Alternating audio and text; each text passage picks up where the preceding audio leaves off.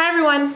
So today's video is a little different. I'm going to be talking about my personal experience here as a parent. So this, as you can tell from the title of it, is called I Was a Perfect Parent Until I Had Kids. Everyone is a perfect parent before you have kids because it's easy to take care of an imaginary kid. You know exactly what they're gonna do, how they're gonna act. I mean, it's totally easy. So disclaimer, real quick. Everyone parents differently. So just because I say these are things that I didn't do and I may do them now, doesn't mean that I think that your way of parenting is wrong. It simply just means that as a parent, you learn to work with whatever you have and whatever is comfortable with your family dynamic. So parenting is not a one size fits all, and it's not a one size fits all even in the same family. Everyone has different personalities. So what works for one kid may not work for the next, and so on and so forth. So I just wanted to get that out of the way, that this is lighthearted and fun, and I hope you guys enjoy. So first things first, I can remember seeing people having kids in strollers past the age of 2, and I was like, I am never going to have my child in a stroller past 2. They have legs, they can walk. Boy, was I wrong.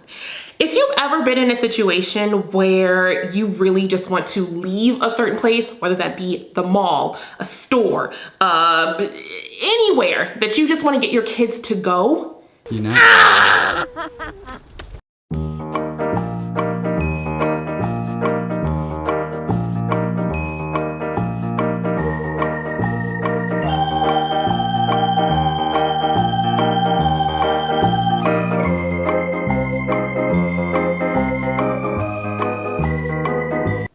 that stroller is a lifesaver.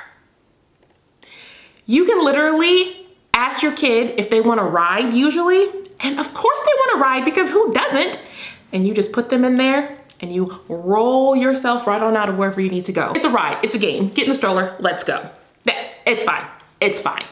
My 4-year-old gets in the stroller. Matter of fact, got a double stroller to make sure him and his sister are very nice and comfy together while we roll on out of wherever it is that I need to leave. Before I had kids, I was a firm believer in piercing their ears right away. My ears were pierced at 3 months. It was just something that I did.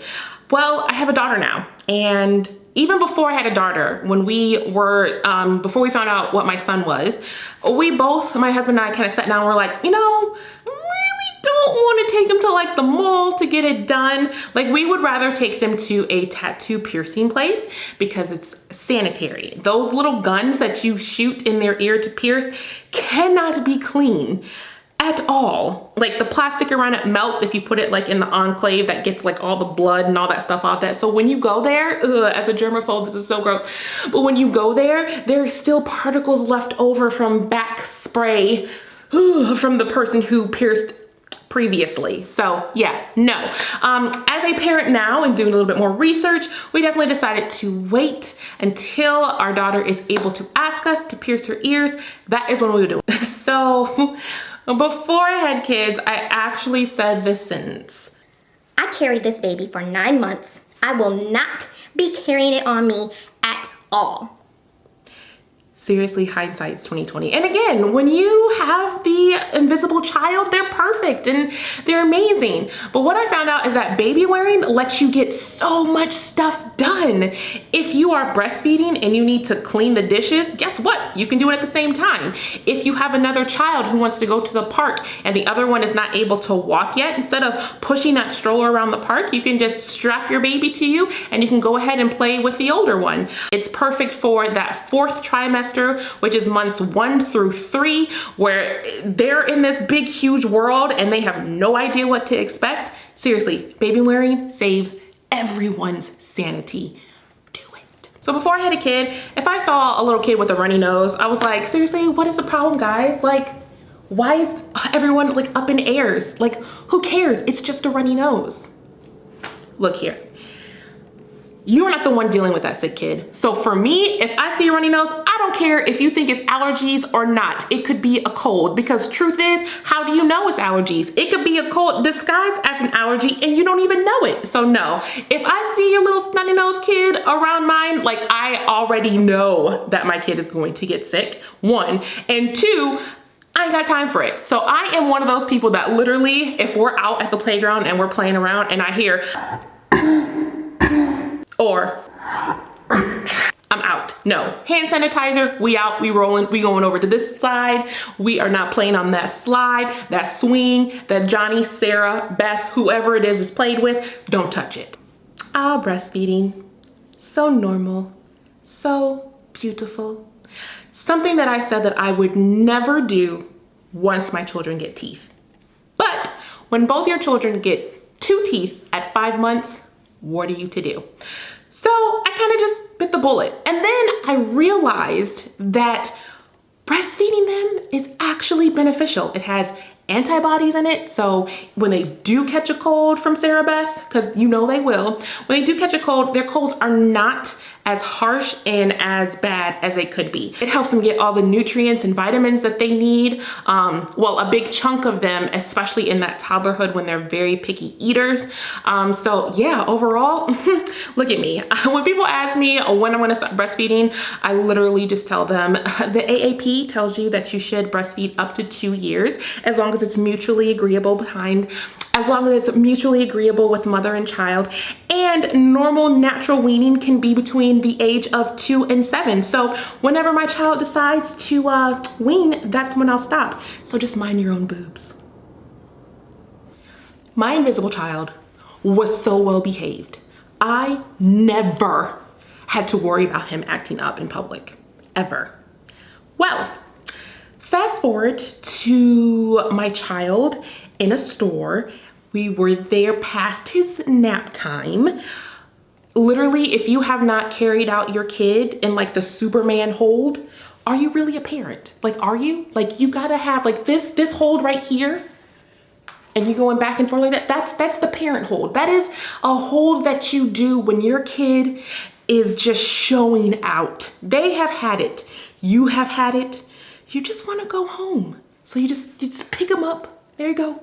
Just go onto your car, you just run. You just leave the grocery cart there, because I mean, who really cares? You'll come back another day. It's all right. And I mean, yeah. It's a rite of passage. It's a rite of passage. One of my son's favorite bedtime stories right now is called The Big Bed. I'm gonna put it like somewhere here. Seriously, one of the cutest books ever. Need to read it, but it's really cute. It's about co-sleeping. That is something that I swore I would never do as well.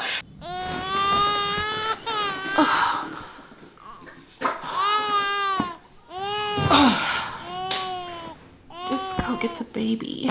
Bring her in here to sleep, or else we won't get any sleep. It was just so much easier.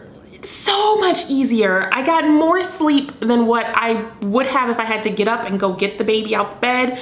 It makes breastfeeding better. It's amazing. I swore that my imaginary kid would never sleep with me, okay? But you know what? Them nights are rough, and you gotta do what you gotta do. Speaking of sleeping, I know that a lot of people before they had kids are all about that strict bedtime. My kid is going to be in bed by 7 o'clock. We're gonna have bath time at 6:30. We will have dinner ready at 6.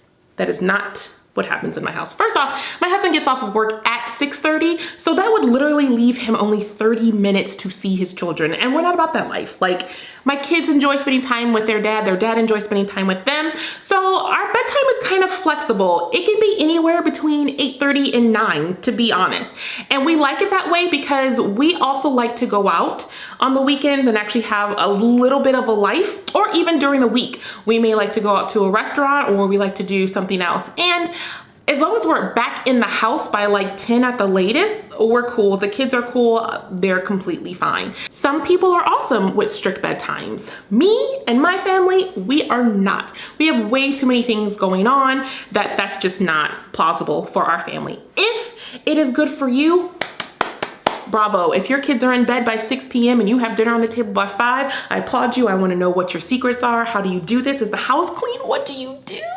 But in all seriousness, as long as you guys are happy and your kids are happy, that is all that matters. It's really fun for me to make this video for you guys so that you can peer into what it's like for me as my motherhood, because this is what my motherhood looks like. Thank you so much for watching, and I will catch you in the next video. Bye!